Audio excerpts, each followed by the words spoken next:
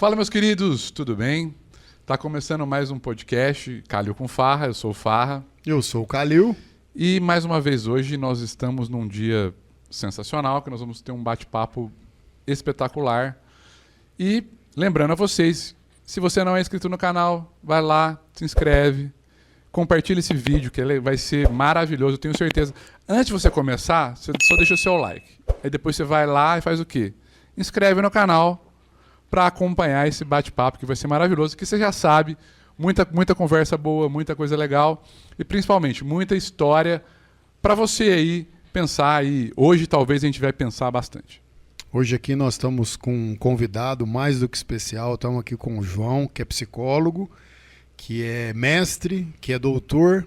Vamos falar um pouco de psicologia e um pouco da vida, porque psicologia é vida. Seja muito bem-vindo, João. Obrigado. Eu fico muito feliz de ter sido convidado para estar aqui num podcast tão legal quanto o de vocês. Já conheço, né, o Rick já há bastante tempo. Eu tenho certeza que a gente vai conseguir dar bastante risada aqui também. Com certeza. Bom, então vamos começar. Posso hoje? Por favor. O João, ele é um cara que eu conheço há um bom tempo. Mas eu gostaria de começar esse nosso bate-papo falando sobre um negócio que entre nós dois é meio comum. O João é psicólogo, como o Ricardo falou, mas o João já teve banda na infância. Eu queria que as pessoas, às vezes, soubessem, porque muita gente não sabe disso.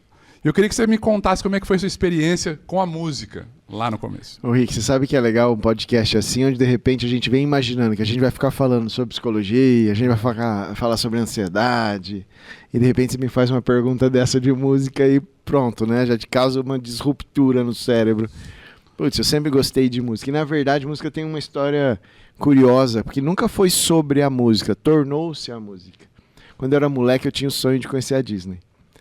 E não tinha desenho animado durante a manhã. Era só... não tinha desenho animado à tarde. Eu estudava durante a manhã. E eu assistia de final de semana e era com o Silvio Santos. Domingo no Parque chamava. Não sei se vocês têm essa referência, né? Sim. E eram os flashes lá dos parques da Disney e alguns desenhos da Disney. E nessa hora, eu falei, eu quero conhecer isso aí. Eu devia ter uns 5, 6 anos. Só que meu pai, professor universitário, naquela época onde o dólar, né, era muito mais caro, a gente vivia uma inflação galopante aqui, não tinha condições da gente ir. E aí meu pai falou, estuda que um dia, quem sabe, né? E eu entendi que eu precisava falar inglês para poder estar nos Estados Unidos, para poder ir para a Disney. E, cara, eu comecei a pegar disco, vinha os encartes com as letras das músicas. Eu sempre gostei de rock, Bon Jovi era banda pra mim que era a melhor. Eu colocava o Bon Jovi pra tocar e ficava lendo a música ali nos encartes. E isso eu tentava repetir as várias letras e eu começava a tentar ouvir a música, escrever, olhar no dicionário pra ver se eu estava acertando. Foram chegando outras bandas e eu comecei a cantar enquanto eu ouvia. Consequentemente, eu acabei aprendendo a falar inglês autodidata, né? E aprendi a cantar também as músicas dos rocks que eu gostava demais. Aí os amigos foram começando a chamar, a gente foi montando banda. Tive vários momentos, né? Sempre foi vocalista, porque sempre tinha quem queria tocar na guitarra, sempre tinha o baixista, o baterista, mas o vocalista, o pessoal tem medo de estar ali na frente, né, Rick? Sim. É uma exposição muito forte, né? Esse é o cartão de visita do negócio. Né? A culpa vai sair tudo nas nossas costas. Exato. Eu falo que se o cara tá na guitarra ali, fazer um acorde ali meio desafinado, muita gente não vai perceber. Mas se o vocalista deu uma derrapada, acabou, todo mundo vai falar o quanto ele é ruim. Além de Bon Jovi, o que você gostava? Cara, todos os rocks clássicos, né? Bon Jovi, Aerosmith, os Rolling Stones. Queen é bom pra caramba, mas pra cantar Queen é que não dá, né? Difícil. Acompanhar o Fred Mercury. Vixe, pra caramba. Depois eu fui gostar do grunge, né? Que era o Pearl Jam, Nirvana, esse pessoal. Seattle ali, né? O meu tom de voz vai ficar mais ou menos nessa galera aí, sabe? Pearl Jam principalmente. E você foi pra Disney finalmente quando? Com que idade? Você sabe que eu nunca desisti disso daí, mas foi com 19 anos, cara. Olha, eu tava com 5 quando eu falei isso aí. 19, porque o dólar e o real ficou 1 por 1. Sim. Quando entrou, 94. Acho que foi mais ou menos por aí. E aí eu lembro que eu acho que eu fui em 97 ou 8, uma coisa assim. E aí eu lembro que meu pai falou, agora dá pra ir. E fui mesmo. E aí, cara, eu não sei se vocês já tiveram esse prazer, eu falo que é um prazer mesmo, porque eu criei toda uma expectativa na minha cabeça de o quão incrível ia ser aquele lugar. E os caras dão conta de fazer ser melhor do que aquilo que a gente imagina, né? Pela organização, sim. Limpeza, o trato, né? O traquejo que os colaboradores têm com as pessoas, a quantidade de gente. E eu já estava na faculdade. Então o meu olhar já estava diferente ali para o negócio. Não era só mais aquela criança encantada. Era uma criança encantada. Mas na hora que eu vi como aquilo acontecia, surgiu um... Você foi sozinho numa excursão? Fiz excursão naquela época. Uma excursão. Inclusive com uma excursão numa escola de inglês. Ah, sim. Né? Eu fiz uns 6 meses naquela escola, acabamos todo mundo indo, eu aproveitei e fui também para conhecer. Mas a Disney tem uma relação especial para você. Pra caramba, cara. Tô falando desde os meus 5 anos. Eu falo que muita da minha personalidade foi criada nesse quesito da realização dos sonhos, sabe?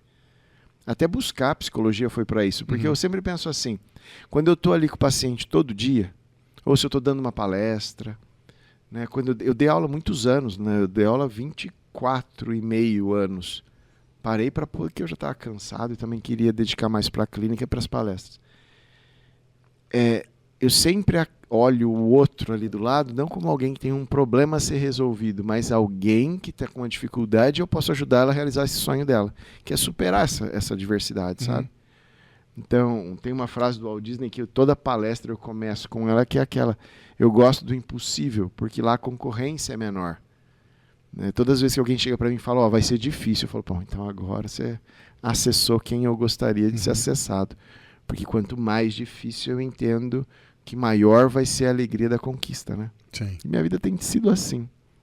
E quando você foi, você gostava de música, chegou lá, tem um brinquedo, que é o brinquedo do Aerosmith. É bom pra caramba. E aí você foi, né, entrou na limusine do Aerosmith. É bom, né? Montanha-russa você gosta? Aprendi a gostar lá, inclusive. É muito bom, né? É porque montanha-russa de verdade só tem lá nos Estados Unidos, né? Cada montanha-russa, o Hulk, o Aerosmith é mirim, porque é indoor, né? É verdade. Mas você tem o Hulk, Encontro de Dragões. Chegou aí a Tampa, não? Fui em Tampa, Foi a lá Tampa. no Busch Gardens. Andou na Shaker, Opa, Montu. Eu tô vendo que você bacana, conhece, é então, bacana, né? Eu gosto. Cara, e tem uma história engraçada do negócio de montanha-russa lá, inclusive. Eu sempre falava que eu queria muito ir, mas eu morria de medo. Então, a primeira vez que eu fui com a minha esposa, porque depois eu acabei voltando outras vezes, né? E a primeira vez que fui com a minha esposa, eu fui pagar de machão, né? Falei, não, eu gosto, eu adoro isso daí e tal. Ela falou, então vamos. Eu falei, então vamos, vai. Entramos na fila, perna bamba assim, chegando cada vez mais perto.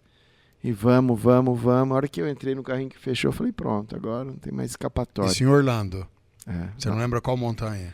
Cara, foi a Everest, lá no Animal Kingdom. Sim. Aí eu brinco com todo mundo que eu falo montanha-russa, faz uma analogia certa com a vida, né? Ir pro céu e pro inferno. Que a hora que ela começa a subir, a gente vai repensando tudo que aconteceu na vida da gente, né? É aquele barulhinho ainda, parece um relógio. É como se eu fico pensando assim, como a subida pro céu é demorada, né? E é sofrida. E a hora que você tá lá em cima, que você vem embicando pra baixo, você lembra o quão rápido é descer pro inferno, né? E a cabeça pra um lado, pro outro e tal. Só assim, naquela época eu ainda tinha cabelo. E aí cabelo aí tudo pra trás, né? A hora que eu parei, eu olhei pra ela, ela falou, você gostou? Eu falei, nossa, amei. Virei viciado nisso desde então. Adoro isso daí. É porque o americano é muito cuidadoso, né? Então, assim, chance dessa trava soltar, ela é mínima, né? Então, o legal é, inclusive, soltar as mãos e ir na primeira fileira, né? Esse é o barato do negócio, né? Mas só tem uma primeira fileira, né? Então, esse é o problema. Mas, por exemplo, você tem outras montanhas, como a Shaker, lá em Tampa, que você sobe muito tal e tem uma queda a 90 graus. Faz pouca diferença se você está na primeira, na segunda, porque vira de ponta cabeça, né? E é interessante, é uma sensação muito boa. E a sensação de perda de controle, né? Eu, por exemplo, eu gosto de ter o controle da minha situação. Talvez por isso eu não beba, não use droga, tal, porque eu prefiro ficar lúcido, né? E aquela sensação é uma sensação assim, que você não tem controle, né? Você tem que deixar e relaxar, né? E é bem bacana, né? E você foi várias vezes. Fui, porque nesse dia, dessa primeira vez que eu fui, eu olhei para tudo aquilo lá e falei, agora eu tenho um novo sonho. Eu falei, eu quero trabalhar aqui. Eu quero trabalhar aqui, mas eu quero ser convidado para trabalhar aqui. Aí um amigo meu falou, pô, você tá se achando, né? Aí eu falei, tem uma frase, né? O impossível, né? A concorrência é menor, vamos lá. E aí eu acabei passando depois, fazendo contatos com pessoas de lá, começando a entender como funcionava a empresa. Eles vieram para o Brasil dar um curso. 2 empresas me mandaram para lá para assistir o curso, depois reproduzir. Fui moldando o meu currículo para poder ser interessante para essa empresa. Nesses cursos, eu lembro que eu estava lá um dia, era um curso fechado, porque era caro, né? Eu não tinha condição de ir, mas as empresas me ajudaram nisso daí. Os diretores ali dando o curso, deu um primeiro intervalo, respirei fundo, falei, agora é hora de ver se o inglês está funcionando mesmo, né? Fui lá tentar conversar, o nervoso me deu umas gaguejadas. O cara falou, você quer um intérprete? Eu falei, não, peraí, deixa eu respirar, não precisa nada de intérprete, não. E aí rolou. Conversei com os caras, aí voltou a aula, no próximo intervalo eu ia lá de novo. No terceiro intervalo eu falei, eu não vou porque eu não quero ser mais chato, sabe? Aí eu vi eles esticando o pescoço, assim, me procurando, me viram sentado, foram até mim, sentaram lá e ficaram lá comigo enquanto a gente estava no intervalo. Foi aí que a hora que eu abri e falei que eu queria. Acabei levando alguns alunos para lá, 2 vezes depois para fazer cursos lá também. E aí um dia já estava com 35. Recebi um e-mail de um deles lá falando que tinha um projeto para ajudar, né, os colaboradores a aprender a cultura brasileira, se eu não queria participar. E aí, não fui. Porque eu tava com meu filho estava recém-nascido, tinha 8 meses, o Você sonho teria já que era novo. se mudar para lá. Eu teria que ficar para lá. Parece que no primeiro seriam 6 meses, renovaria por mais um tempo. E eu não estava... Poxa, na época estava indo tudo bem, a clínica estava super bem. Eu era coordenador do curso de administração lá na FEB. Estava com bastante aula, estava dando tudo certo. Eu acho que não compensava. É aquela discussão que a gente estava falando aqui agora há pouco sobre o abrir mão da música para viver o trabalho formal, né? E aí eu falei, poxa, acho que agora, com meu filho, faz mais sentido eu abrir mão da música ou do sonho de trabalhar na Disney, correndo risco. Desculpa. Tranquilo. Correndo risco de repente, vai que esse trabalho não dá certo. Eu faria dar certo. Mas existem as possibilidades, né? Sim. E trocar tudo que eu tinha que era seguro, e eu sempre amei fazer o que eu faço. Desde o início sempre foi ser psicólogo clínico. Eu amo demais isso. Tá ali com o paciente o tempo inteiro, tentando lidar, né, com essa diversidade, trazer a felicidade para ele, fazer ele sorrir, realizar sonhos. E aí eu abri mão desse sonho e falei, agora eu quero que eles conheçam o meu sonho junto comigo, compartilhem, que é viver lá, ir para lá, dar risada e se divertir, brincar, e a gente compartilha agora esses mesmos sonhos. A paternidade te fez fazer uma escolha, né, nesse caso. Muito. Acho que nessa relação, até por te conhecer um pouco, eu acho que você tem uma relação muito forte com os seus filhos. Mas qual que é a importância deles hoje na sua vida, dos seus filhos? Porque lá atrás o seu filho foi uma peça fundamental para que você não fosse. Mas qual que é a importância deles hoje para você? Qual que é a idade deles? Meu moleque tá com 13, vai fazer 13 agora em dezembro, minha menina tá com 8. Certo. Cara, essa pergunta tua aí já começa a provocar aquelas discussões que você sabe que eu gosto de ir, né? Eu sempre acho que a gente tem uma função. E a função é sobrevivência. Antes da gente ser social, a gente é ser biológico, né? Fisiológico. A gente é bicho, né? E a gente aprendeu com o tempo a conviver em sociedade, a melhorar nossas relações. A gente entende que quanto mais a gente está junto e mais eu sei explicar o que eu preciso para vocês, vocês vão conseguir me entregar.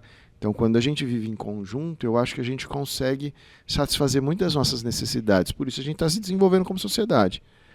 Mas tem coisa que a gente já nasce pronto, né? O cérebro já vem ali com 2 chavinhas para a gente poder se configurar nessa hora. A hora que a gente pega o filho pela primeira vez na mão, eu brinco com os meus amigos, eu falo para aqueles que não tiveram ainda, que vão ter, eu falo, a hora que você pegar no colo, que você olhar para eles, você vai descobrir um amor que você nunca imaginou que um dia pudesse existir. É até engraçado para quem não tem ouvir isso, porque é real, né? Eu tô vendo que para você também é a mesma coisa. Porque é a vida dele primeiro do que a sua, né? E é um negócio que assim, é contra essa sobrevivência que você acabou de dizer, né? Se tiver uma escolha, tem uma escolha, a sua vida ou a dele? A minha. Exatamente. Óbvio. É a chavinha amor, que vira. Tamanho desse amor, né? É a chavinha que vira, que fala assim, meus sonhos deixaram de ter importância por conta da sobrevivência deles. E eu entendo que o meu papel, quanto mais próximo eu tô, mais eu consigo ajudar para que eles se desenvolvam nesse sentido. Lógico. Talvez pela minha formação, eu entendo algumas coisas que eles precisam passar e eu não posso estar ali para ajudar porque um dia eu não vou estar mais. Então eu tenho que preparar para que eles sejam fortes o suficiente para que eles saibam se virar depois que eu não estiver mais aqui. Mas, cara, é o amor da minha vida. Eu abro mão do que for para ter eles ali comigo, sabe? E eu acho que isso traz uma consequência positiva na vida deles. De entender ali que o pai sempre esteve do lado deles pro que deve é. Eu não sou o cara mais bonzinho do mundo, mas também não sou o carrasco. O amor na hora que tem que ter amor e, né, o limite quando o limite tem que acontecer. Porque o mundo hoje, eu acho que hoje é muito mais difícil criar filhos de pequeno hoje do que era no passado, né? Quando eu fui criado, por exemplo, né? Hoje, você pode dizer muito mais do que nós, existe um excesso de ansiedade, um excesso de transtornos, coisas que você via no passado, mas em menor número, ou também, para um leigo, né? Ou isso as pessoas não reconheciam como reconhecem hoje. Eu não sei dizer, né? Eu sei que se a gente não se controlar, eu tenho alguma experiência de vida, né? Não sou o mais experiente, estou aprendendo todo dia, mas se a gente não se controlar com rede social, com pensamento rápido, com excesso de informação, a gente tem problema. Então, com uma estrutura, eu consigo enxergar isso. E para os filhos é tão difícil, né? Porque a arte de criar um filho e você vê ele passando por aquilo que você sabe que vai dar errado, mas talvez ele tenha que passar, né? Talvez tentar abreviar isso é muito difícil. Gostaria que você falasse um pouquinho assim desse surto de ansiedade que tem, ou se é impressão minha isso e sempre teve e agora aparece. Calil, você falou uma coisa que para mim é fundamental, cara. Eu lembro quando a pandemia estourou, pouquinho antes, uns 6 meses antes, assim, mais ou menos. Eu já estava vendo que a rede social já estava grande, né? E já tinha começado um namoro com publicar coisas, né? Criar um perfil lá. Eu tenho um perfil na rede social. Que inclusive vai estar aqui na descrição, tá? Conteúdo sensacional. Acessa aqui, ó. A descrição vai estar lá. @Dr. Psicólogo. Não deixe de acessar, que é sensacional. Desculpa te interromper, mas eu tinha que fazer essa parte, tá? Pode ir. Obrigado pela... Segue lá, gente. Tenho certeza que vocês vão gostar. Pode seguir lá, ó. Clica aí, ó. Segue lá. E aí, eu tô lá desde então, e a pandemia acho que isso reforçou demais, porque as pessoas precisavam de ter alguém ali do teu lado, porque a gente ficou trancado dentro de uma casa e com medo do que estava acontecendo lá fora. O aumento da ansiedade foi significativo, porque a gente tinha medo de morrer o tempo todo. Eu lembro que eu brinquei uma vez com a Cris, minha esposa, e falei assim pra ela, eu acho que eu preferia estar naqueles filmes de zumbi, que pelo menos você via onde estava o zumbi, e você fala, não vou por aquele lado que eu sei que eu vou me ferrar, do que você tá num surto de vírus, né? Porque ele tá no ar, você não sabe onde ele tá. Não, e você não tem nem informação Exato. de o que é o que, né? Tudo novo, né? O que acontecia, que morria gente, por que tá morrendo, entendeu? Pô, e tudo confuso, porque ao mesmo tempo que você via lá um médico dizendo, ó, isso aqui é bom, o outro falava, não, isso aqui é ruim. Aí o outro falava, não, ó, se você tomar isso aqui vai te resolver, o outro falava, não toma não, que você vai morrer. E ninguém sabia o que fazer. Sim. Né? E aí houve um surto nas redes sociais, surgiu um monte de gente de vários lugares, cada um dando uma opinião. E aí a gente tem uma tendência de querer ouvir aquelas pessoas que coadunam com a nossa ideia. Porque eu me sinto calmo quando eu sei que tem mais gente falando aquilo que eu penso. É igual quando você fazia prova na época de escola. Se você tirou uma nota baixa, você ficava preocupadíssimo. Só que se mais da metade da sala tirou nota baixa, junto você falava, ufa. Né? Gente, a prova é em dupla. Aí você fala, O teu amigo pode não ter estudado junto com você, mas já que você está junto, você tem uma sensação de alívio dessa ansiedade. E isso aconteceu muito na rede social. Então as pessoas começaram a buscar pessoas que falavam aquilo que eles queriam ouvir para ajudar que diminuísse essa ansiedade. Só que as pessoas começaram a parar de ter crivo sobre quem eram as pessoas que elas ouviam. Então uma coisa é ir lá escutar, que nem o João, que é doutor em psicologia, que entende daquilo que está falando. Outra coisa é lá escutar o influencer Pedro, que está falando de um jeito mais didático, mais brincalhão, ou mais... Menos técnico, menos técnico. Talvez atécnico. Exatamente. Do que o cara que é técnico. E trazendo talvez informações equivocadíssimas. Completamente. Quanta coisa. Eu lembro que uma vez eu vi uma que era... Se você conseguir respirar no tempo que está mostrando aqui nesse Reels, significa que está tudo bem. Porque se você não estiver respirando nesse tempo, você pode ir atrás de ver que você pode estar com Covid. Cara, isso gerava um pânico, uma coisa muito louca. Então, você estava lá na sua casa, teus filhos precisaram ir para a internet também, porque as aulas tiveram que ser online, você não tinha como sair, e o nosso mundo se restringiu a buscar essas informações o tempo todo. A gente criou um novo hábito de ter essa ferramenta junto com a gente o tempo inteiro. Abrir mão do celular perto da gente é assustador. A gente sofre. Tem algumas doenças que foram originadas disso daí. Né? O membro fantasma, né? Já aquele quando você corta a perna, você sente o dedo coçar. Hoje é a mesma coisa para o celular. Você sente ele vibrar sem ele estar no seu bolso. Porque é excessivo. E o que acabou acontecendo? Os pais começaram a passar para os filhos também as redes sociais, para que eles pudessem ter um pouco mais de tempo livre, porque criar é difícil, cuidar de filho é difícil. Dentro de casa, sem poder sair, sem ter contato, já era muito, né? Eu acho que, diferentemente da minha época, da sua época, já era muito diferente a criação, a forma de criar os filhos. E aí você tem que deixar todo mundo dentro de casa. Exatamente. Antes das redes sociais, você tinha que... Eu vou ligar para o Rick para saber com ele, tá tudo bem na sua casa? Né? Como é que o pessoal está lidando aí com o coronavírus? Como é que estão as coisas? Não, hoje eu não preciso mais conversar com o Rick. Eu vou ficar olhando as atualizações dele o tempo inteiro. É como se eu já estivesse com ele sem precisar estar com ele. É como se eu estivesse tendo interações sociais sem necessariamente ter interações sociais. A saudade foi deixando de existir porque o tempo inteiro eu vejo as pessoas ali. Mas isso, de certa forma, esfria as relações. Demais. Né? Você passa a não ter mais a necessidade de buscar essa relação. E isso corta teu papo até com teus filhos. Então você vai estar ali sentado com o teu filho, por exemplo, no intervalo da televisão. Hoje nem tem mais intervalo, né? Mas comercial, né? Na época, né? Mas, apesar que o YouTube agora está com bastante comercial. Né? Tem que ganhar dinheiro também, né? Tem. Ou você acabou de sentar lá no médico para esperar ser chamado, ou você está na fila do banco, ou você está em qualquer... Você já saca teu celular ali e já começa a ficar passando aquele tempo. Antigamente, isso era ócio. O ócio é fundamental para o processo criativo. Porque quando eu não tenho o que fazer, eu preciso inventar. Então a criança precisa inventar coisas. Mas a hora que o pai dá o celular na mão para ele ter sossego, né? Ele ter o sossego, ele tira o ócio da criança. Porque criança com ócio é chata. Criança com ócio incomoda. Né? Até tive um ato falho aqui com ódio, né? Porque realmente gera ódio, você não aguenta. Né? Então a hora que você dá o celular, é dopamina o tempo inteiro dessa criança, ela não precisa mais pensar.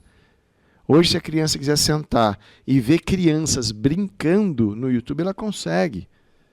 Só que, poxa, você vai pôr uma criança para assistir YouTube de crianças brincando? Desliga a televisão e põe ela para brincar. Você acha que isso emburrece? Demais. Saíram alguns dados que mostraram que a gente está entrando numa das primeiras gerações que tem o coeficiente intelectual menor do que a anterior. Porque a tendência é a gente sempre... Né, pela quantidade de informações que a gente tem, é melhorar isso. Mas houve essa pesquisa que surgiu aí. Eu nem vou citar, porque também vai ter gente que vai questionar isso. É comparado com o quê? Né? Se nunca houve uma geração ainda maior que essa. Mas o que eu vejo que acontece, as relações vão acabando. Hoje as crianças estão dentro de casa. Antigamente, existia violência igual existe hoje. Só que você não sabia. Então a gente, se alguém cometesse algum ato ruim com uma criança, por exemplo, você demorava semanas às vezes para descobrir.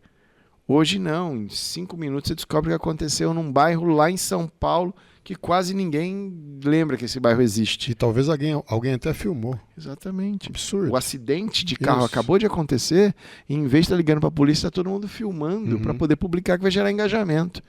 Porque a felicidade agora se tornou os cliques, né? A quantidade de curtida que a gente tem.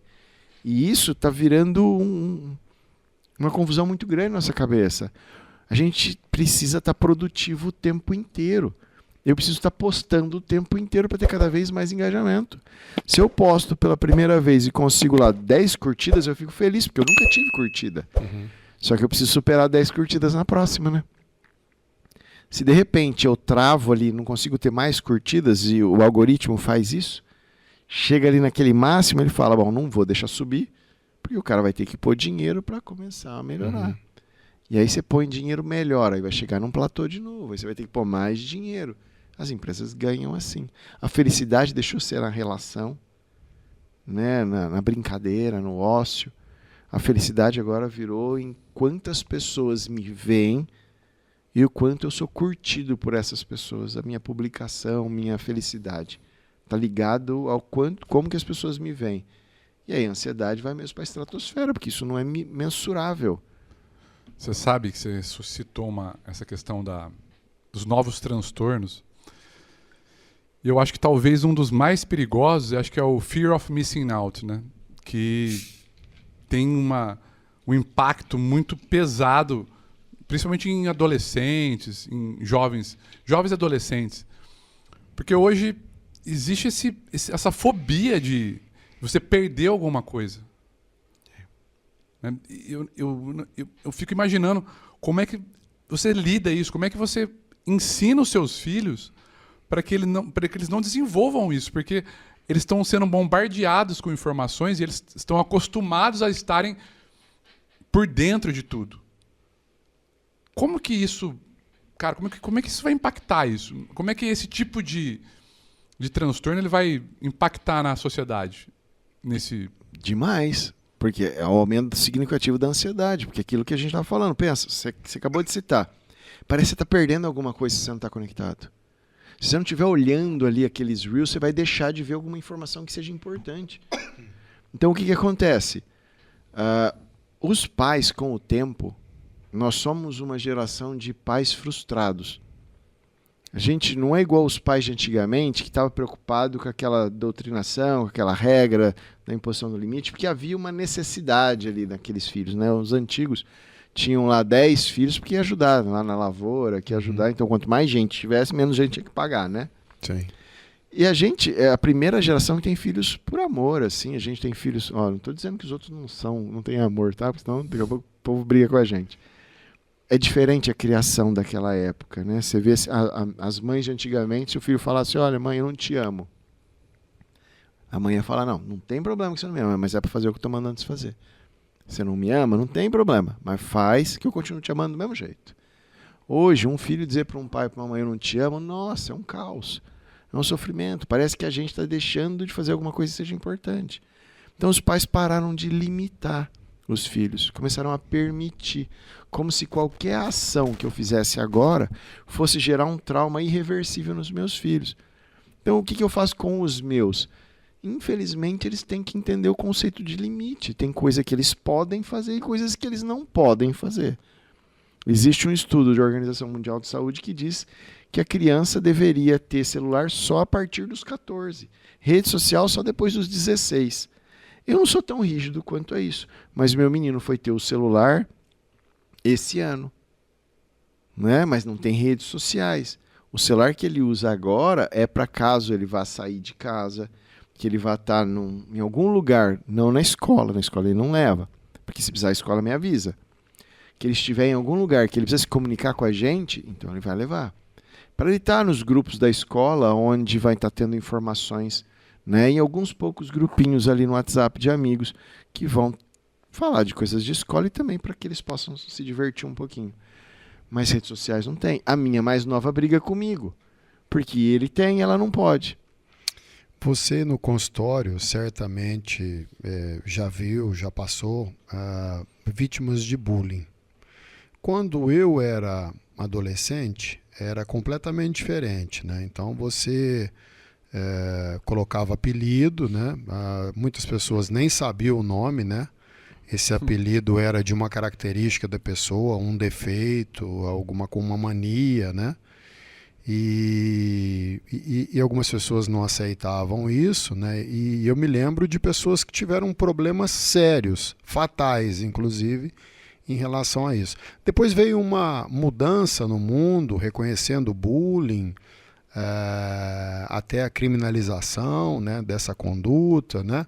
Queria que você falasse um pouquinho assim sobre o efeito do bullying. Se você, desde lá do início da sua psicologia, viu essa diminuição e casos assim, lógico, sem citar, mas que você viu de pessoas que inclusive não conseguiram se recuperar dessa pecha que muitas vezes levaram.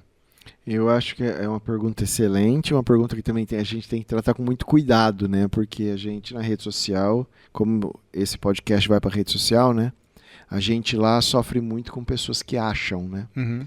E existe o descontextualizar também o que a gente está Exato. falando aqui, né? Então, porque às vezes a pessoa pega no meio de um negócio, né? Então, Exato. E eu estou perguntando para uma pessoa que sabe, não que acha. Isso. Então, a sua resposta para mim, ela é muito importante, inclusive para que eu aprenda e não fique achando, né? E, inclusive, eu até quero fazer esse adendo assim, tudo que eu vou falar em qualquer momento aqui no nosso papo, eu vou sempre tentar buscar referências de pesquisadores que falam sobre esse assunto para eu formular o meu pensamento ou o meu atendimento baseado nisso. Uhum. Porque se eu não fizer isso, eu caio de novo no eu acho. Sim. Porque uma coisa, bom, vamos lá, eu tenho 25 anos de experiência de psicologia clínica.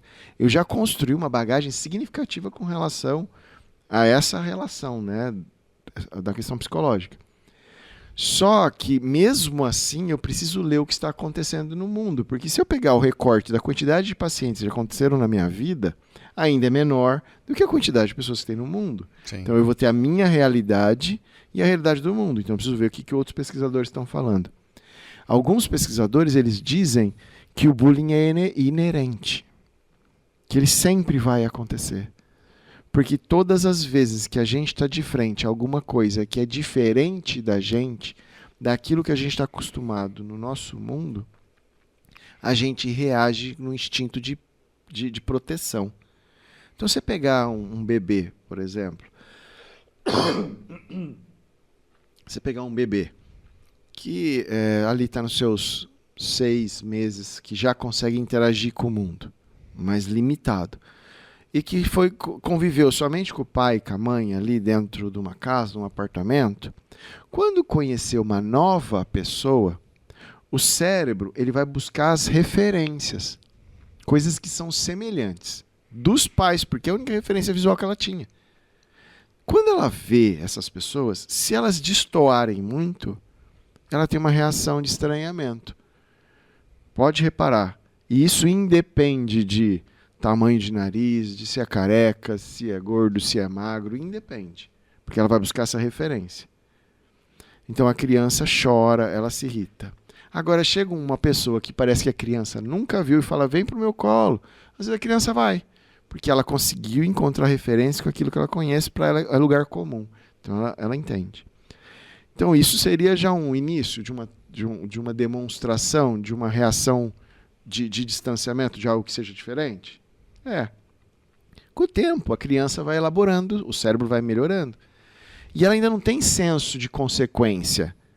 Então, de repente, a criança olha, e isso aconteceu até nas redes sociais esses dias, eu nem quero tocar muito nesse assunto para não virar polêmica. Mas a gente vai ver crianças olhando para outras pessoas dizendo, você é feio.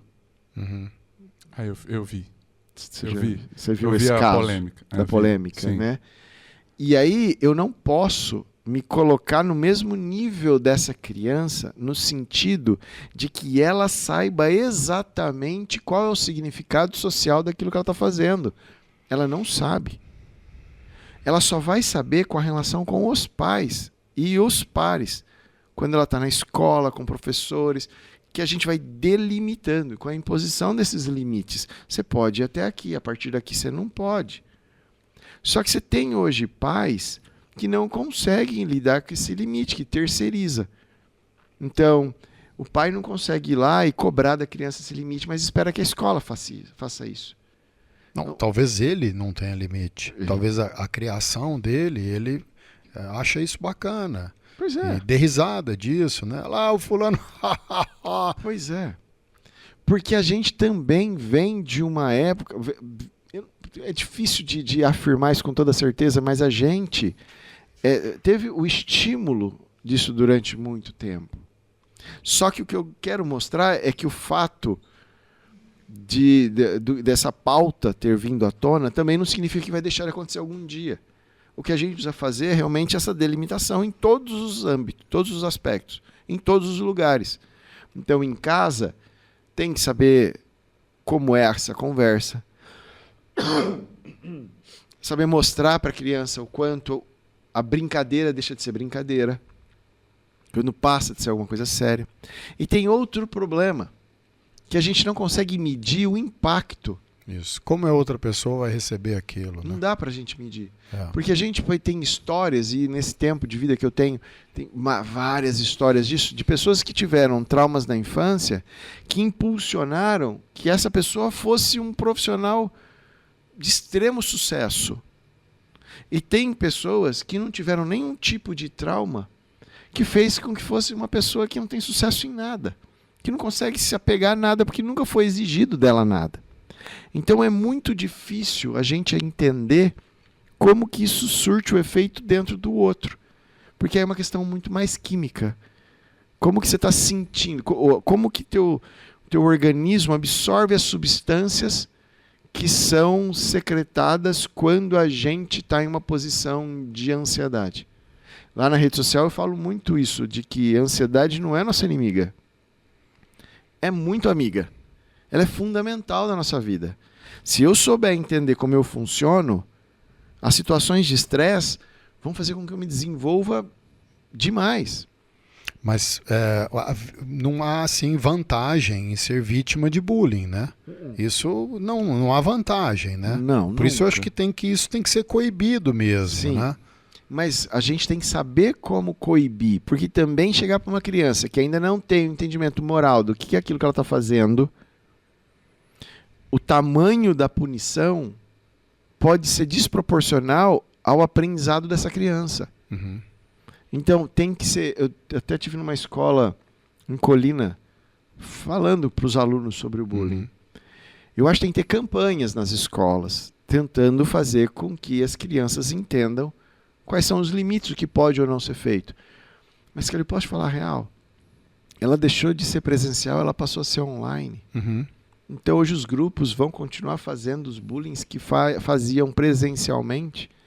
Continua acontecendo. Porque, assim, eu acho que cabe aos pais e até aos profissionais de saúde ensinar as pessoas a lidarem com isso, né? Esse é o segredo. Também. Mas é muito difícil uma criança ter essa maturidade para saber lidar quando, por exemplo, a pecha vem porque se o cabelo é liso ou não, se o nariz é grande ou não. Mas o problema de hoje é difícil, né? É que a gente pinça uma coisa e tenta discutir aquela coisa de forma pinçada.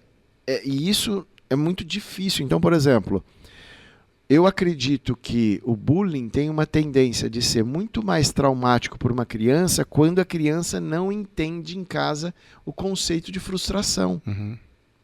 Eu vou reforçar.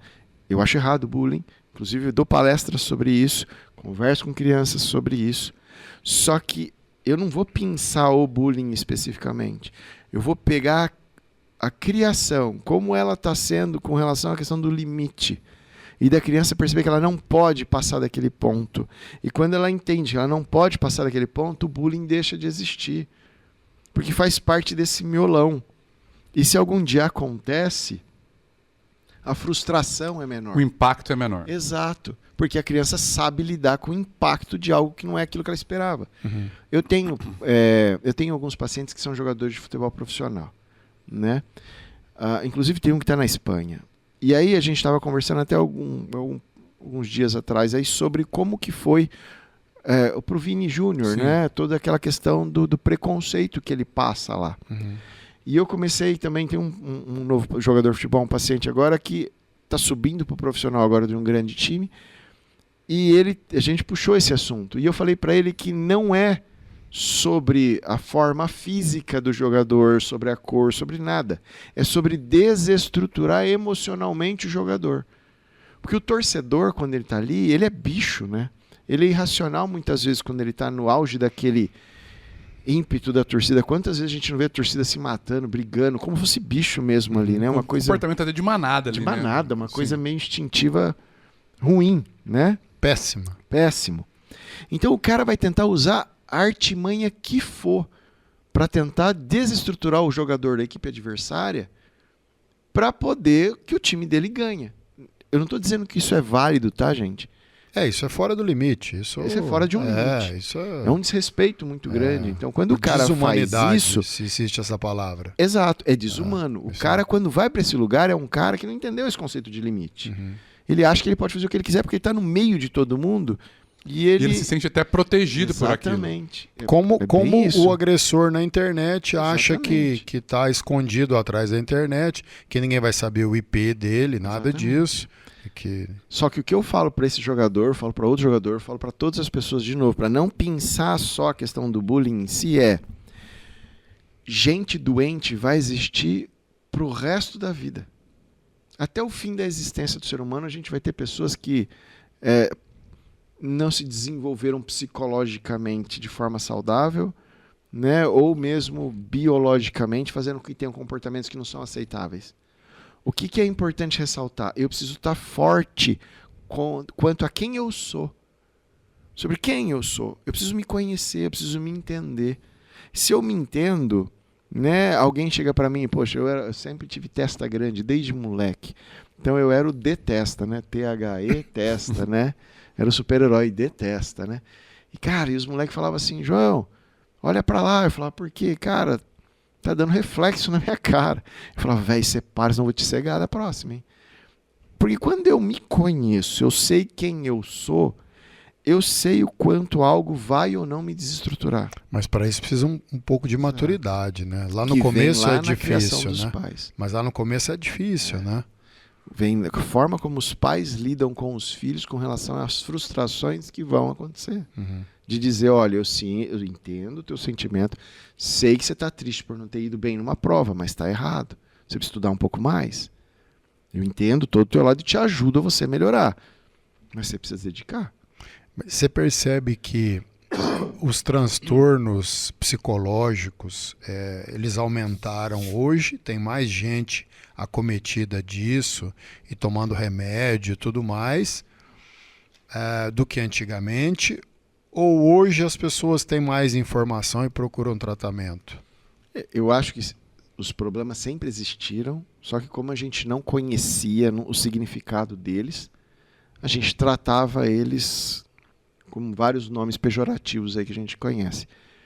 Mas com o tempo a ciência foi se desenvolvendo, a gente consegue procurar características em cada uma dessas doenças e agrupá-las para que a gente possa tratar de uma maneira mais eficaz. Surgiram outras por conta das redes sociais, né? Mas eu acho que como a gente hoje tem muito mais informação, as pessoas estão buscando cada vez mais ajuda. E eu acho isso maravilhoso. Eu falo que a gente está vivendo o auge para o psicólogo, né? Para quem trabalha com saúde mental. Porque quando eu comecei, a gente sofria muito preconceito. Era uma profissão marginalizada, né? Se você ia no psicólogo, você era meio doido. Exatamente. Você era o Mas doido. porque saiu daí, né? Surgiu da doideira, né? Surgiu, né, de colocar todo mundo dentro de um buraco, porque o cara não conseguia se adaptar à sociedade, colocava lá dentro num sanatório e falava, bom, você é louco. Você era excluído da sociedade. E hoje a gente entende que não tem que ser excluído da sociedade. A gente entende que as pessoas têm que se conhecer, entender as características, aprender a lidar com elas. Em alguns casos, medicamentos vão ajudar você a ter uma vida melhor. Né? Alguns casos, o medicamento tem que ser para o resto da vida. Em outros casos, durante um período. E que tudo bem. Nem por isso você é mais ou menos. Inclusive, a gente muda, né? Hoje a gente fala para todo mundo, cara, quem faz terapia é quem sabe que não é louco. Porque ele sabe que ele pode se ajudar a se conhecer um pouco mais e ser cada vez mais feliz. Isso. E naquele conceito seu de quanto mais eu me conheço, mais eu consigo repelir algumas coisas e eu consigo alcançar as coisas, é óbvio que eu preciso de ajuda, mesmo não tendo problema nenhum, para eu poder maximizar o conhecimento próprio para que eu possa ir adiante, né? Isso é muito importante, né? Isso não pode haver esse preconceito.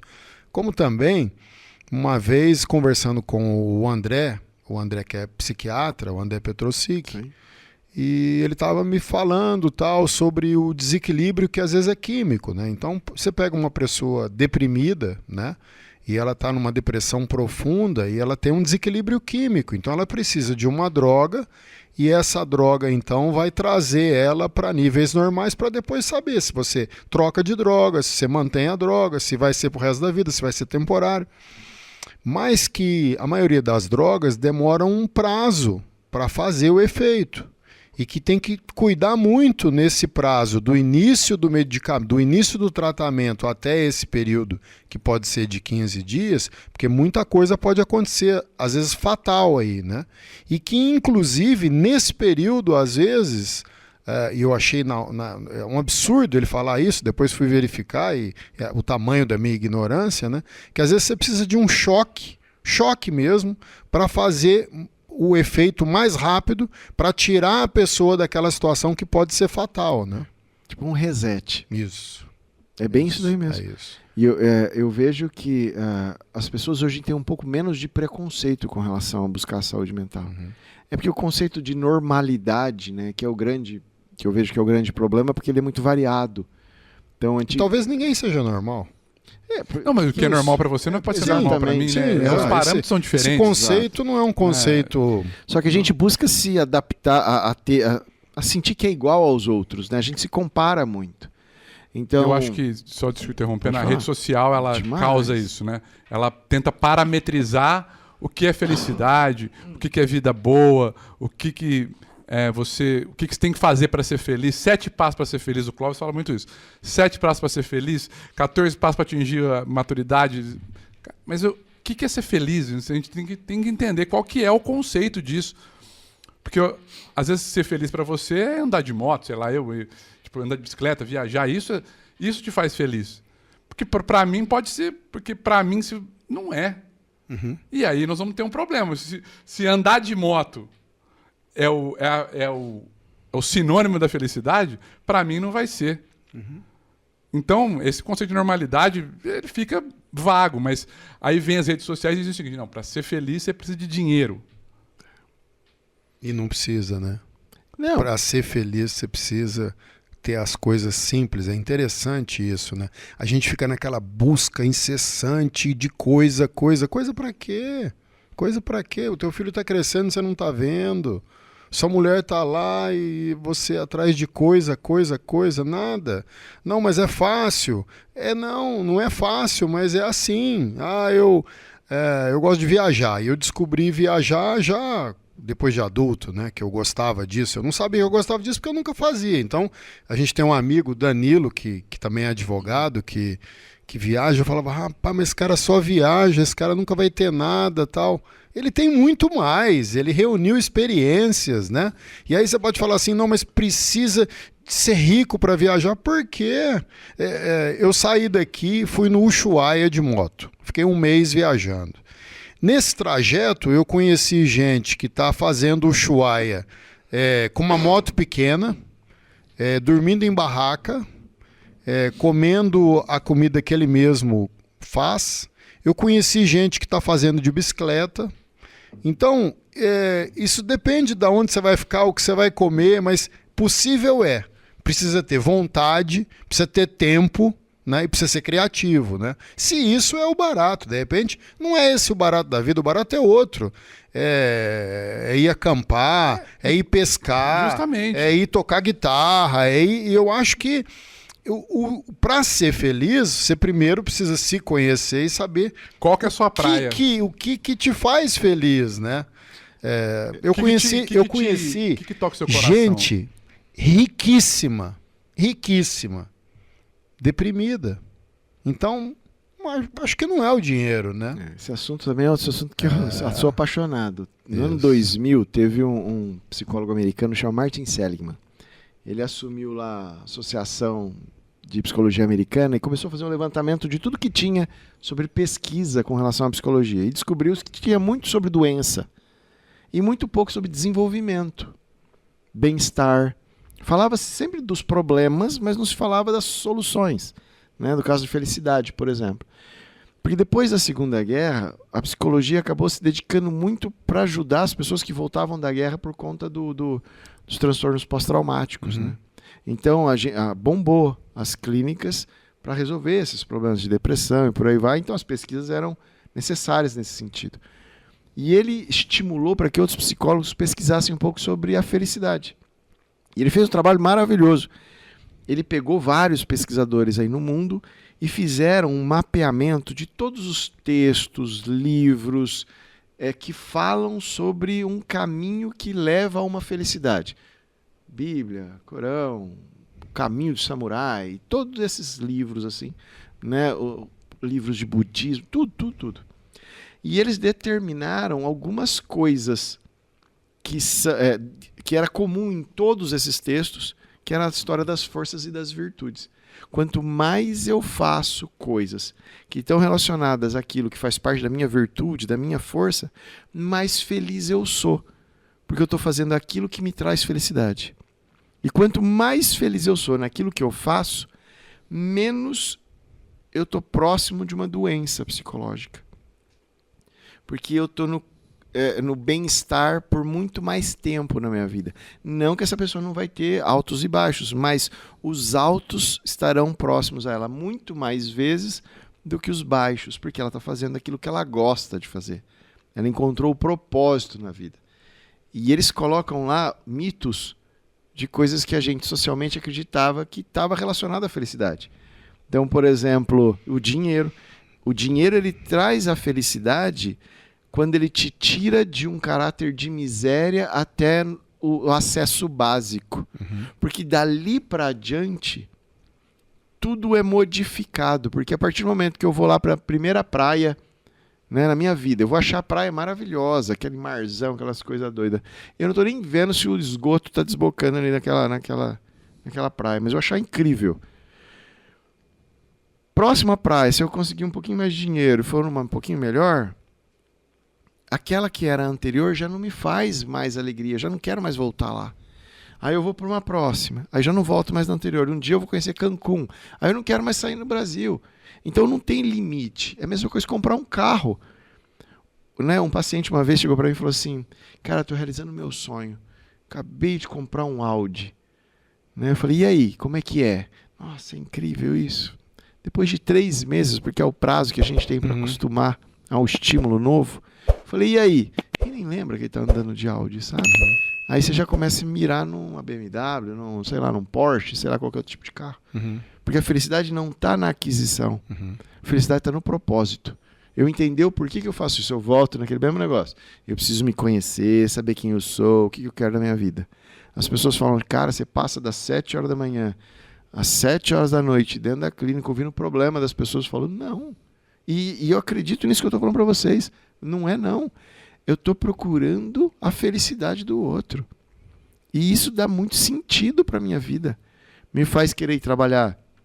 Né? Até que o pessoal de casa estiver vendo aí que eu estou meio fanho, com crise alérgica, com dor. Porque eu sei que um dia que eu não estiver ali com aquela pessoa, de alguma forma, é um dia a menos que eu tenho sobre o significado da minha existência. E um dia a menos que a pessoa tem uma pessoa para ajudá-la, né?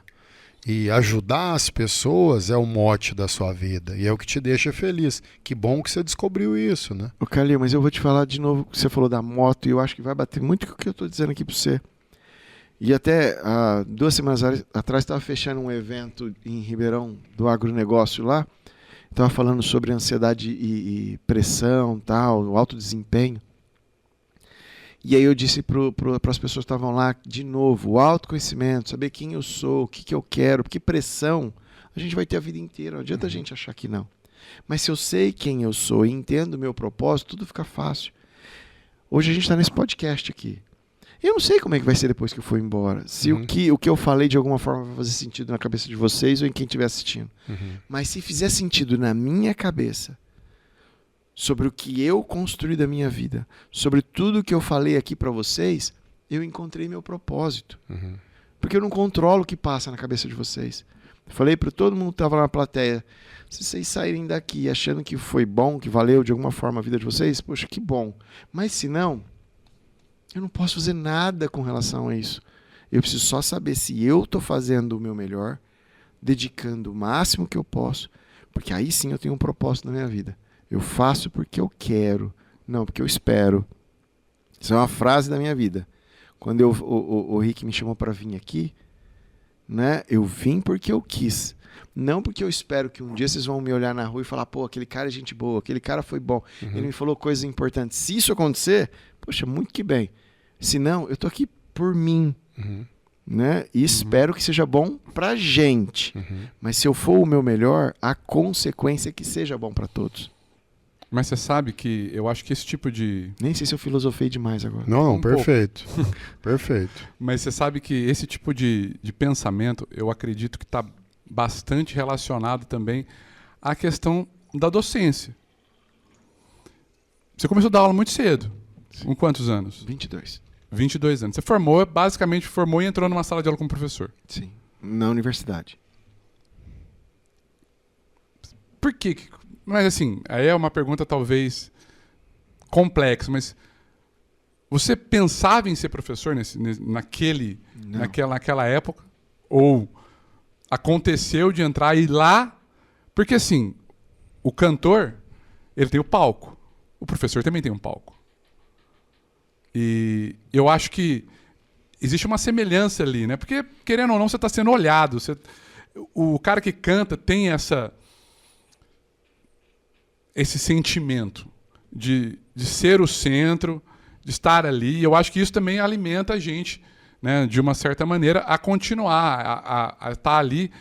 Mas não de uma maneira ruim, mas até de uma maneira boa, porque você fala, nossa, eu posso transmitir algo bom, como você está falando. O seu mote é poder ajudar as pessoas. E a docência também está ali. Mas aí vem a minha pergunta. Você queria ser professor também? Rick, eu vou pegar de tudo que a gente já falou aqui agora. A gente falou da parte biológica, né, a parte química, falamos de remédio. Primeiro eu sinto. E aí eu crio uma justificativa em cima do sentimento, entendeu? Vou dar um exemplo agora. Então, eu sempre quis ser psicólogo clínico. Sempre. Desde sempre da faculdade. No tempo que eu tive na faculdade, eu ia ser psicólogo clínico. Eu sempre tive jeito, sempre gostei. Porque para mim fazia sentido auxiliar, ajudar as pessoas. Isso sempre foi meu. Meu pai sempre falava, você nasceu para ser psicólogo. Então isso sempre foi meu. 20 dias antes de acabar a faculdade, 5º ano, notas todas fechadas e tudo maravilhoso. A professora passou um trabalho de um seminário. Eu nem participei do grupo na hora de dividir o que cada um ia fazer e ninguém quer estar lá na frente. E como eu não fui no dia, as meninas falaram o seguinte, como você não veio, para você sobrou falar lá na frente como se fosse uma punição que ninguém queria. Então cada um fez uma parte do trabalho, para mim sobrava falar lá na frente. Tá bom, já fechei de tudo mesmo. E a hora que eu estava lá na frente, isso olha, 15 dias antes de acabar a faculdade, lá na frente, falando sobre o assunto, e as pessoas olhando para mim, traz um sentimento. E aí eu busco um significado para o sentimento. Eu gostei de estar ali, eu gostei de ser ouvido, eu gostei de ser o centro da atenção. Eu entendi que naquela hora as pessoas me validavam por aquilo que eu estava fazendo. Falei, poxa, tem alguma coisa aí. Aí acabou a faculdade, fui para a clínica. E é muito difícil ganhar clientela. Muito difícil, não, mas naquela época que não tinha internet, assim, igual hoje. Isso aqui em Barretos já? Não, Jabuticabal. Lá em Jabuticabal. Você é de Jabuticabal. Eu sou de Jabuticabal. Né? Lá onde tem a Rosmilar. Exato, a Rosmilar, Basilar. Né? Meu pai é professor da Unesp lá. Que matéria? Ele é agrônomo, cara. Ele é agrônomo. Eu fui ser o oposto dele, né?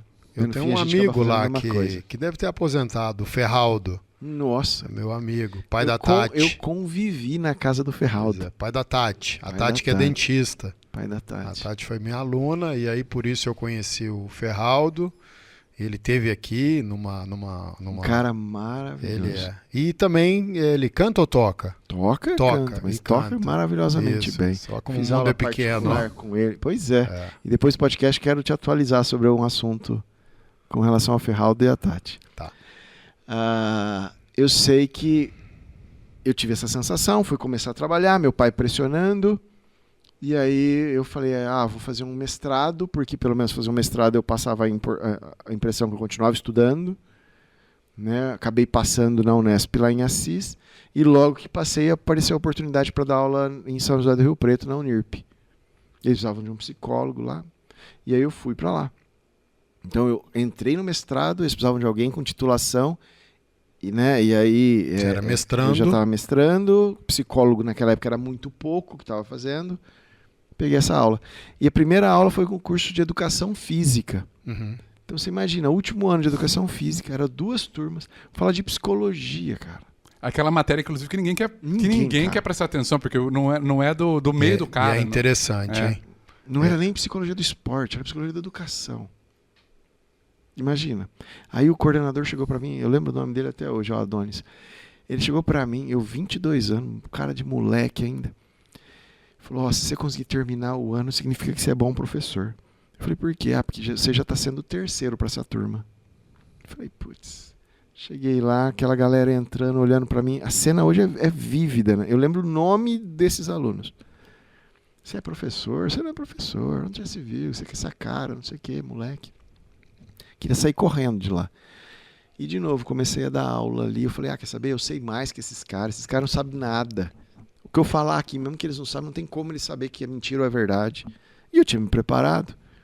Cara, apaixonei demais naquilo. Naquelas mesmas 2 turmas, porque eram 2 turmas, eu fui homenageado pelas 2 e assim fui tendo mais aula. Então, em 6 meses eu saí da Educação Física para dar aula para outros 10 cursos. Uhum. E assim foi até que eu vim para Barretos. A FEB me trouxe, que também precisava de um professor de psicologia com Que ano titulação. você veio aqui para... 2008. E o reitor era... Não tinha reitor na época ainda, Era né? o conselho ainda. Era a doutora Patrícia. Sim, que era... Isso, me lembro. Uma mulher incrível, inclusive. Sim. E aí fiquei lá boa parte da vida até que o André Rezec me chamou para ir para a faculdade de Barretos, aí já em 2017, se não me engano. Fiquei lá quase 8 anos, assumi a direção da faculdade lá também, né, durante esse tempo. Passamos por maus bocados, mas a docência veio daí. Eu acho que eu entendi não onde é a tua pergunta. A docência é isso que eu estou falando, é encontrar um propósito aonde você não tem muito reforço positivo. Porque a gente sabe que hoje o professor ele é sucateado, o professor ele sofre preconceito, o professor ele tem N problemas. E ganha pouco, inclusive. Não compensa financeiramente ser professor. Só que a galera ainda quer ser professor. Porque você olhar a transformação na vida de uma pessoa. Cara, eu lembro, às vezes era dia de formatura, chegava lá alguém com uma cartinha. Lê depois, professor. Você ia ler a cartinha, a pessoa falando quanto você mudou a vida da pessoa naquela aula que você falou de um determinado assunto. Cara, isso traz significado, né? Parece que você faz parte de uma coisa maior. Parece que você tem até um vínculo com Deus. Eu brinco que eu falo que minha profissão me permite estar mais próximo dele. Porque a gente não nasce com um manual de instrução. O psicólogo é o mais perto disso. Vai tentar te ajudar a decifrar o seu manual, para você poder tentar ter uma vida melhor. E, cara, eu falo que eu sou agraciado com a profissão. Você, no começo, falou do sonho que você tinha de ir para Disney, que era um sonho e tal. E, para mim, passou a impressão que você é movido a sonho. Qual o seu sonho hoje? Cara, hoje o meu sonho deixou de ser projetado em mim para ser projetado nos meus filhos, né? De que eles entendam esse conceito de felicidade, sabe? Independente do que eles vão querer fazer pro resto da vida deles. Mas que se eles forem fazer, que eles façam de coração, que eles amem aquilo que eles estão fazendo e entendam o propósito de fazer. Eles podem ser músicos, eles podem ser filósofos, repórter, professor, o que eles quiserem. Desde que eles façam aquilo que eles entendam por que eles estão fazendo aquilo. Porque quando eu entrei para fazer psicologia, a primeira coisa que meu pai me falou foi: isso não vai te dar dinheiro. Porque realmente não é uma profissão que te deixa milionário. Hoje a gente está muito mais aceito, como eu já falei. Mas lá no começo é uma profissão com muito preconceito. Mas não são todos os profissionais que, por exemplo, foram fazer palestra nos Estados Unidos, né? É verdade. Então acho que isso te coloca num lugar assim de destaque, né? Mas foram 25 anos entendendo a construção. É que nem eu falo para todo mundo, eu não sou um bom jogador de futebol. Eu estou atendendo jogador de futebol, estou tendo que aprender muita coisa de futebol, assim, ler mais, né, sobre as regras e tudo mais, eu sei, mas ler mais sobre as ligas, entender como funciona, como isso afeta o meu paciente. Mas eu não sou um bom jogador de futebol. O tempo que eu estava jogando futebol, que eu não estava, eu estava lá com o meu encarte do LP, cantando a música, aprendendo inglês, porque eu via que existia um propósito naquilo. Então, meus amigos não me chamavam para muitas coisas, porque eu não fazia parte daquele grupo. A gente tem que entender que a gente precisa abrir mão no caminho que a gente escolhe. Então, mas talvez, acompanhando aquelas letras, ouvindo as músicas e aprendendo no inglês, se não fosse aquilo, você não teria ido lá nos Estados Unidos e falado fluentemente para um público na língua deles, né? Que é técnica, né? O que você quer para a tua vida? Eu acho que isso que é fundamental. Esse é o meu novo sonho. Que meus filhos entendam que eles têm que entender o propósito da vida deles. Né? Eu acho que esse. Agora, o João, particularmente, o João tem vontade, quase aconteceu, de dar uma palestra em Harvard. Quase, foi por pouco, por conta de agora desses problemas que estão tendo imigratórios, tudo isso daí deu uma segurada agora. Mas isso passa, viu? Passa, sei isso que passa. Espera. Fazer um pós-doutorado lá, não sei, um novo doutorado. Eu sou muito ligado à questão do estudar, de desenvolver. Eu gosto muito disso, né? No tempo que eu estou sem trabalho, eu estou estudando, porque eu acho que para mim é um prazer. Mas hoje, além de estudar, você tem outras obrigações, como lidar com rede social. Você tem... E isso talvez seja a parte chata do negócio. Chata no sentido de... É trabalho também. Né? Porque ali é um trabalho. E ter que lidar com isso, às vezes é desgastante também. Né? Demais. Porque a gente tem essa... Não dificuldade, mas a gente precisa da maior rua do mundo. Da rua mais movimentada do mundo. Hoje o Instagram talvez seja a rua mais movimentada do mundo. Eu quero, como você disse, talvez dar uma palestra em Harvard, mas talvez um dos requisitos seja ter uma presença forte ali na rede social. Exatamente. Para que você... Porque é diferente, não sei se você tem essa percepção, mas antes você media o sucesso muito pelos títulos, pela titulação, porque o cara fez mestrado, doutorado, fez alguma coisa, fez curso X. E hoje parece que se resumiu muito a... O cara tem 3 milhões de seguidores. E isso qualifica a pessoa para estar num lugar de destaque. E aí? Será que está errado isso? Eu acho que, em parte, isso tem uma razão, porque você está tendo destaque ali, mas é uma regra do jogo. Né? Mas se você não tem uma substância para apresentar, porque o número é um número frio. E o que vem por trás do número? Então, talvez a gente tenha uma dificuldade de entender que a gente precisa estar ali, ter uma presença, mas que aquilo também não define a gente como aquilo que a gente é. Então, se eu tenho X, ou você tem X, ou você tem X número de seguidores, isso não te define como pessoa. Então, e as pessoas têm pensado muito sobre isso. Mas você acha que, para você, o quanto que isso tem te afetado no seu, assim, para você lidar com isso? Cara, você falou, é trabalho. Antigamente a gente fazia panfleto, né? Hoje não tem mais isso, hoje é rede social, porque aí você tá na mão do cara ali a hora que for. Você tem que saber jogar a regra do jogo. Hoje não dá mais pra gente não estar em rede social. A gente tem que mostrar o nosso trabalho o tempo todo. Não que o teu paciente vai vir da rede social, mas é um portfólio. Então, o que acontece muito comigo? Olha, hoje eu tenho paciente em boas partes dos lugares do mundo. Né? Vamos imaginar uma paciente minha lá em Londres. Ela vira e fala assim, olha, tem um psicólogo que está comigo, o cara é gente boa demais, ele é muito bom. Essa pessoa não sabe quem eu sou. Ela não teve aula comigo, ela nunca assistiu uma palestra comigo, nunca. O que ela faz? Olha, vê aí a rede social dele. Aí o cara olha a rede social e fala, poxa, que legal, gostei do que ele fala. Aí ele passa a vir trabalhar comigo. A rede social ela é fundamental? Ela é.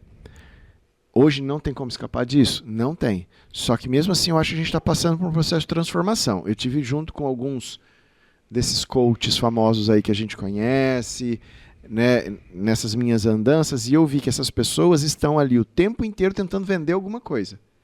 E essa coisa que eles estão vendendo quase não existe. É tipo, o que ele quer vender é o próximo passo. Então primeiro eu te vendo uma palestra, depois eu te vendo uma mentoria, depois da mentoria eu vou te vender um grupo de network, depois do grupo de network uma outra coisa. Então você nunca chega no finalmente, é sempre quase. Tá? Então eu estive nesse meio. O que sustenta? É a tua formação. É tanto que você estudou. Porque é isso que vai continuar independente do movimento que a internet passar. É quanto você tem firmeza naquilo que você entrega. Então eu falo que toda palestra que você vai assistir comigo vai ter uma entrega. Você vai sair dali entendendo por que você foi para aquela palestra. Se você quiser me conhecer mais ou ir além, você vai atrás de mim. Tá? Porque senão as pessoas começam a sentir tudo é muito vazio hoje nas redes sociais.